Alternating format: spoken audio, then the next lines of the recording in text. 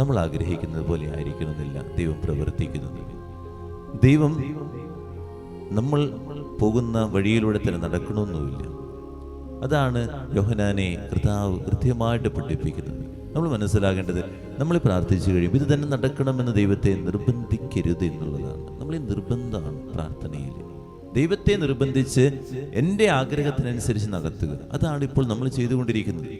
ദൈവത്തിൻ്റെ പദ്ധതിക്ക് അനുസരിച്ച് വിടുന്നില്ല എന്നുള്ളതാണ്. അതാണ് പിണങ്ങുന്നത്. നമ്മൾ എങ്ങനെയാണ് പിണക്കക്കാരാ, എപ്പോഴും ഇങ്ങനെ പിണങ്ങിക്കൊണ്ടിരിക്കുന്ന ആൾക്കാർ. ഒരു കാര്യം നടന്നില്ലെങ്കിൽ, ഒരു നൊവേന 9 ചൊല്ലിയിട്ട് നടന്നില്ലെങ്കിൽ, അല്ലെങ്കിൽ കുറച്ച് പ്രാർത്ഥന ചൊല്ലിയിട്ട് നടന്നില്ലെങ്കിൽ നമ്മൾ പിണങ്ങും, പിന്നെ പ്രാർത്ഥനയില്ല.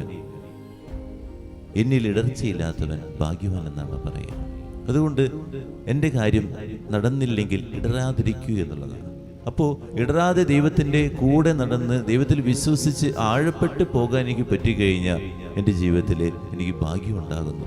ദൈവം വലിയൊരു പദ്ധതി എനിക്ക് നല്ലത് വരുത്താൻ വേണ്ടി കാത്തിരിക്കുക എന്നുള്ളതാണ് നമ്മൾ മനസ്സിലാകേണ്ടത്.